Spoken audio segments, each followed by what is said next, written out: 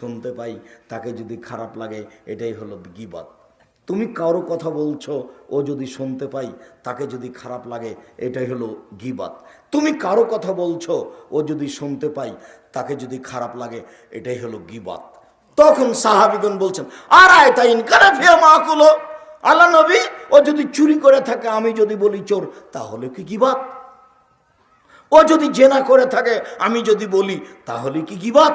তখন আল্লাহ রসুল বলছেন, শোনো শোনো শোনো, ইনকানা ফিয়া মাথা করলো ফাঁকা দিক তাবতাহু, ও যদি চুরি করে থাকে তুমি বলো, তাহলে গীবত। ও যদি জেনা করে থাকে তুমি বলো, তাহলে গীবত। ওয়াইলাম তখন ফিয়া মাথা করলো, ওয়াইলাম এখন ফিয়া মাথা করলো ফাঁকা বাহাত্তাহু, আর তুমি যেটা বলছো সেটা যদি না করে থাকে তাহলে অপবাদ। এবার আপনাকে ৮০ লাঠি পিটাতে হবে।